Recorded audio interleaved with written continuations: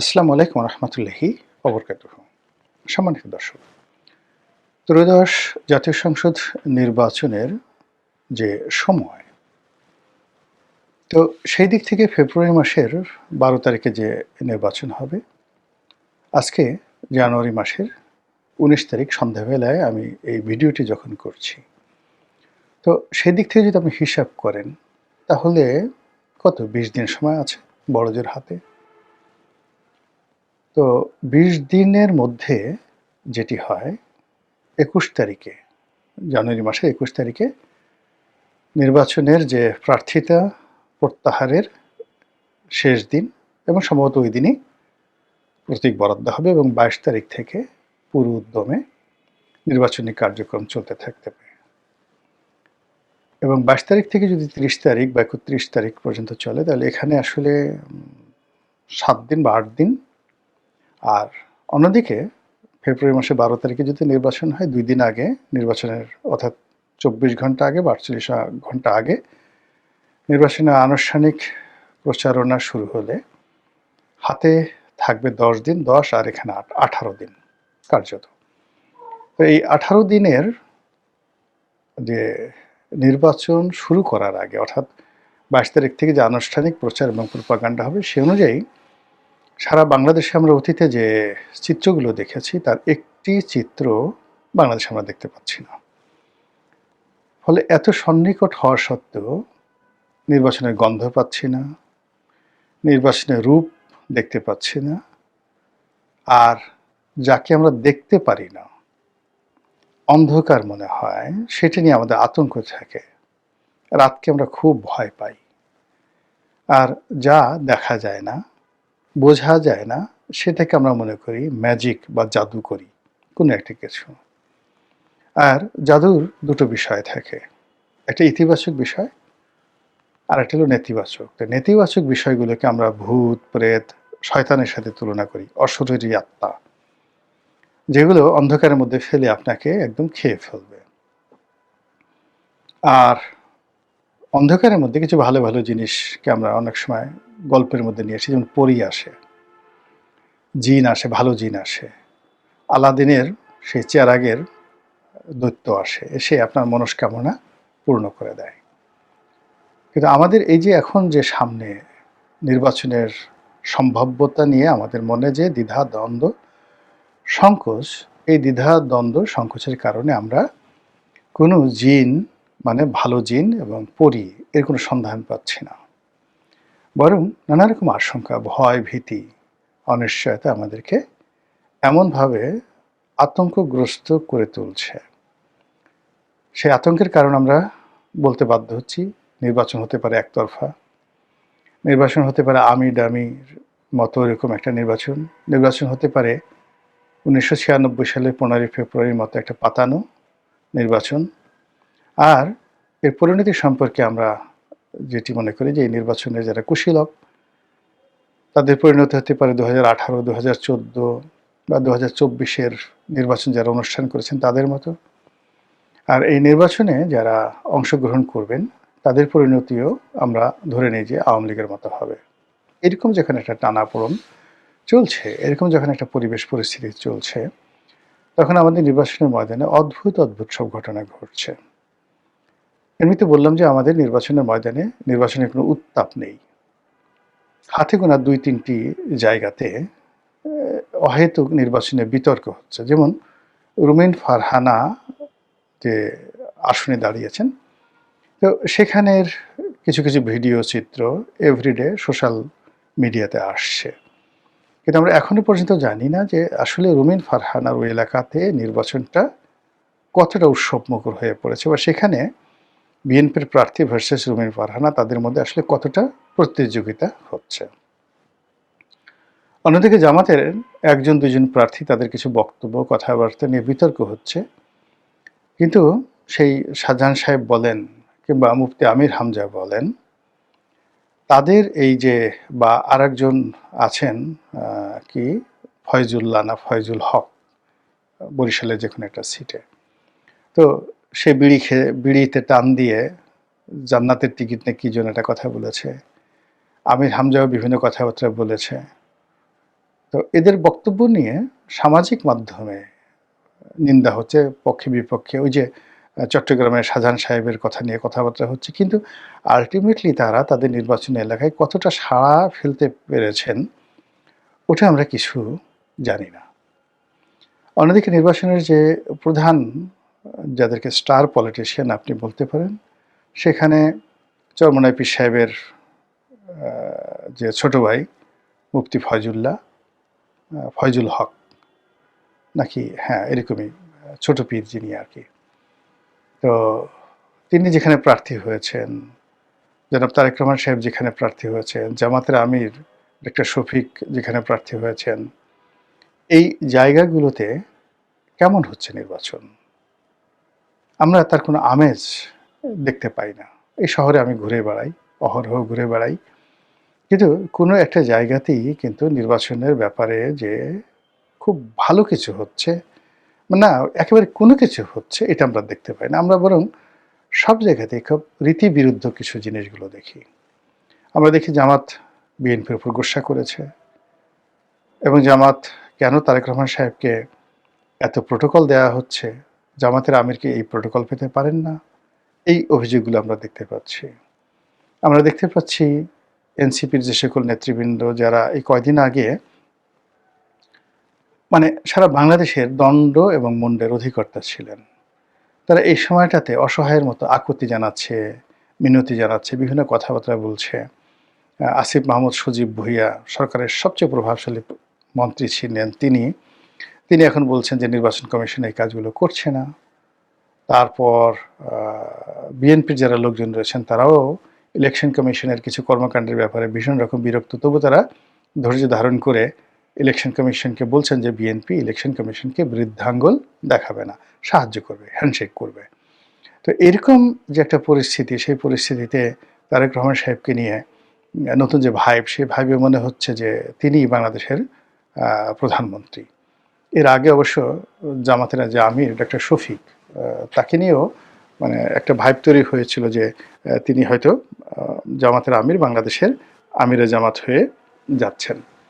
তো এই যে একটার পর একটা ভাইব, জামাতের আমির প্রধানমন্ত্রী হওয়ার আগে এনসিপির প্রধান যেটা হলো যে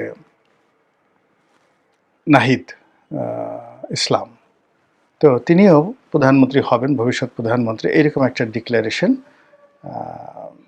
জনাব শফিক, যে যাকে তথ্য উপদেষ্টা, তার জবান থেকে এসেছিল। তো এরকম বহুমুখী যে প্রচার, প্রোপাগান্ডা এবং একটার পর একটা দৃশ্য এসে অন্য দৃশ্যকে ভুলিয়ে দিচ্ছে, এরই মধ্যে অভিনব কিছু ঘটনা কিন্তু ঘটে যাচ্ছে। এবং সেই অভিনব ঘটনার মধ্যে যেটি দেখা যাচ্ছে সেটি হলো আমাদের দেশের নারী ভোটার এবং তরুণ ভোটার, এদের যেটাকে বলা হয় মস্তিষ্ক ধুলাই করার যে কাজটি গত 17 মাসে জামাত যেভাবে করতে পেরেছে, এভাবে অন্য কেউ করতে পারেনি। মানে আপনি জামাতের এই নির্বাচন হবে কি হবে না আমরা এখন পর্যন্ত জানি না। নির্বাচন হলে জামাত পাশ করবে কি করবে না এটাও আমরা জানি না। নির্বাচন ইঞ্জিনিয়ারিং হবে কি হবে না এটাও আমরা জানি না। কোনো কিছু জানি না। কিন্তু একটা বিষয় আমরা বুঝে গেছি যে জামায়াতের বিরুদ্ধে যে অভিযোগগুলো, তারা জান্নাতের টিকিট বিক্রি করছে, এটা নিয়ে আমরা যতই তাদেরকে তুচ্ছ এবং তাচ্ছিল্য করি না কেন, আমাদের মা বোনদের মধ্যে ইতিমধ্যে জামাত ঢুকে গেছে।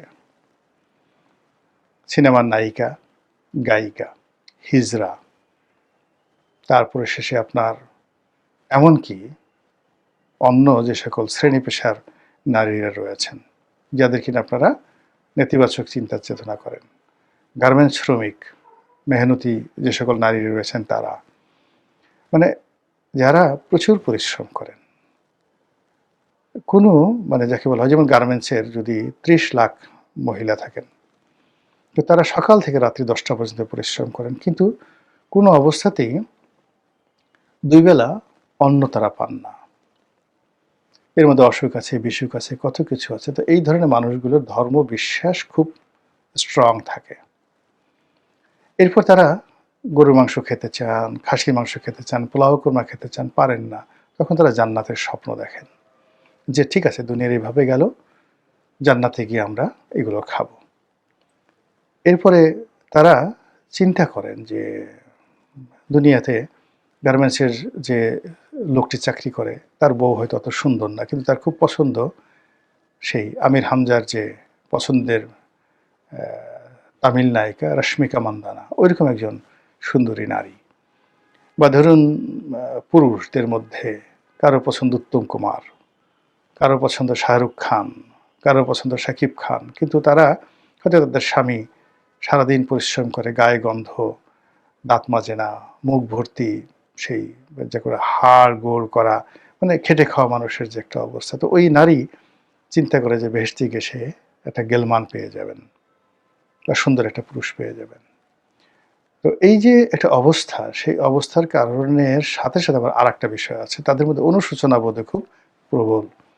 যে আমি যে সারাদিন পরিশ্রম করে আমি তো আল্লাহর কাজ করতে পারি না, আমি তো নামাজ পড়ি না, কোরআন শরীফ পড়তে পারি না, আমার কী দশা হবে। দিন শেষে একটা চিন্তা লাগে। আমরা ছোটোবেলায় যখন এই পুলসিরাতের গল্প শুনতাম, হাসরের ময়দানের গল্প শুনতাম, কিয়ামতের গল্প শুনতাম, ভয়ে থরথর করে কাঁপতাম শৈশবে। এখন এরকম সাধারণ মানুষও কিন্তু ওয়াজ শুনে, দলে দলে গিয়ে ওয়াজ শুনে, বিভিন্ন ইসলামের কথাবার্তা শুনে শুয়ে তারাও কিন্তু ভয়ে থরথর করে কাঁপে। ঠিক তাদের কাছে জামাত যে জান্নাতের আহ্বান নিয়ে গেছে, যে জামাতকে ভোট দিলে সহজে তুমি জান্নাতে যেতে পারবে, তোমার গুনাহ মাফ হবে। আর এটাকে তারা এত চমৎকারভাবে বুঝিয়েছে যে তোমরা যদি জামাত বাদ দিয়ে কোনো বেনামাজিকে ভোট দাও, তাহলে ও যতবার নামাজ না পড়বে গুনাহ তোমার, তুমিও নামাজ পড়ো না, ও নামাজ না পড়ার কারণে ওর গুনাহটাও তোমার কাছে আসবে। তুমি তারা ভোট দিলা, ও গম চুরি করলো, ধান চুরি করলো, তারপর শেষে ও চাঁদাবাজি করলো, জেনা করলো, ব্যভিচার করলো, মদ খেলো, এসব দায় দায়িত্ব তোমার। আর জামাতের লোকরে ভোট দেওয়া, দেখো জামাতের লোক কত সুন্দর ৫ ওয়াক্ত নামাজ কালাম পড়ে। ফলে ওই লোক জামাতের যিনি এমপি হবেন তার যত ভালো কাজ, ওই ভালো কাজগুলো তোমার পকেটে আসতে থাকবে। এবং সাধারণ মানুষ এগুলো এমন গেলা গিলছে। কয়েকজন নারীর সাক্ষাৎকার দেখলাম, এক নারী দেখলাম খেটে খাওয়া মানুষ, কোনো সমুদ্র সৈকত অথবা রাস্তার পাশে কোনো ফুড কোর্ট স্পষ্ট বোঝা যাচ্ছিল না, সেখানে সে খাবার দাবার বিক্রি করে জীবন জীবিকা নির্বাহ করে। তরুণী। তো তাকে জিজ্ঞাসা করা হলো কাকে ভোট দিবেন, সে বলল যে আমি জামাতকে ভোট দেবো। কেন? যে পাপ করি, যে গুনাহ করি, সারাদিন নামাজ কালাম পড়ি না, তো জামাতের ভোট দিয়ে জান্নাতে যেতে চাই। তো একথা সে এতটা সাবলীলভাবে বলল, কোনো অভিনয় না, শেখানো কথা নয়, ওর মস্তিষ্কের মধ্যে এটা ঢুকিয়ে দেওয়া হয়েছে। এরপর আর একজন ভদ্রমহিলার কথা শুনলাম, যে শোবিজের মানে শোবিজের অনেকগুলো লোক আছে না, ছোট ছোট ইউটিউব ভিডিও করে, যেমন হিরো আলমের সাথে অনেকে নায়িকা হয়, তারপর শেষে সিনেমাতে অনেকে এক্সট্রা মেয়েগুলো নাচে, ওইরকমই একজন মডেল। হয়তো যারা সেই সকাল থেকে সন্ধ্যা পর্যন্ত এফডিসিতে কাজ করে বা কোনো শুটিং স্পটে কাজ করে 200, 300, 500 টাকা পায়, একটা দৃশ্যে, একটা নাচের দৃশ্যে একটু অভিনয় করে, এতেই তার সংসার চলে যায়। এবং এটা করার জন্য সে কড়া মেকআপ করে, ঠোঁটে লিপস্টিক লাগায় এবং যাকে বলা এলোমেলো পোশাক আশাক পরে, তার যে শরীরের অঙ্গ প্রত্যঙ্গগুলো যেগুলো মানে সেক্স আপিল দেয়, সেই জিনিসগুলোকে তারা প্রদর্শন করে, সেটা নিতম্ব হোক, সেটা ব্রেস্ট হোক, এই জিনিসগুলো করেই তারপর তারা তাদের জীবিকা নির্বাহ করে। এগুলো আপনি বিভিন্ন সিনেমার এক্সট্রা দেখবেন। তো ওই যে মহিলা মনে হলো সে ওইরকমই কোনো একটা মডেল আর কি। তো সেও বলতেছিল সে জামাতকে ভোট দেবে। কেন ভোট দেবে? তো বলে যে অনেক পাপ করেছি, এই পাপ থেকে বের হতে চাই। তো বলে যে আপনি যদি জামাতকে ভোট দেন, জামাত ক্ষমতায় আসে, তখন তো আপনাকে হিজাব পড়তে হবে। তো সে নির্বিকার চিত্রে বলতেছিল যে সেই হিজাব পরা লাগলে পরবো, আমার এই পোশাক দরকার নাই, হিজাব পরা লাগলে পরবো, তবু জামাতকে ভোট দেবো। এখন এই দুইটো সাক্ষাৎকার আমি দেখেছি, আরও এরকম অসংখ্য ঘটনা ঘটছে। অন্যদিকে মির্জা আব্বাসের যে বক্তব্যগুলো, যে তার নির্বাচনী এলাকাতে প্রায় প্রতিটা বাড়িতে জামাতের মহিলারা ঢুকে যেভাবে অন্য যাকে বলা হয় দলের, বিএনপির বা নিরপেক্ষ বা সাধারণ যারা মা বোন রয়েছেন, তাদেরকে যেভাবে ধর্মের দোহাই দিয়ে জামাত তাদেরকে ডাইভার্ট করে ফেলেছে জামাতে ভোট দেওয়ার ব্যাপারে, দাঁড়িপাল্লার ব্যাপারে, এইটা দেখে ইতিহাসে প্রথমবারের মতো রীতিমতো মির্জা আব্বাসের মতো প্রাজ্ঞ রাজনীতিবিদ আঁতকে উঠেছেন। এখন তিনি জামাতের নাম শুনতে পারেন না। অন্যদিকে গিয়ে দেখেন, ওই যে আমাদের টেলিভিশনের জনপ্রিয় মুখ সৈয়দা আশিফা আশরাফি পাপিয়া, এমপি পাপিয়া। তো ওর এলাকাতে, পাপিয়ার এলাকাতে জামাতের খুব প্রাধান্য, চাঁপাইনবাবগঞ্জে। এখন ওখানে জামাত যেভাবে তৎপরতা চালাচ্ছে, পাপিয়া রীতিমতো পাগল হয়ে গেছে। এ কারণে তার হাজব্যান্ড ওখানে বিএনপি মনোনয়ন পেয়েছে এবং ওখানে চাঁপাইনবাবগঞ্জ শহরে মানে বাংলাদেশের যে কয়টি জামাতের দুর্গ আছে তার মধ্যে সবচেয়ে বড় দুর্গটা হলো ওই চাঁপাইনবাবগঞ্জ পুরো জেলাতে। তো সেখানে জামাত যে কাজ করছে সেই কাজে পাপিয়া রীতিমতো পাগল হয়ে গেছে।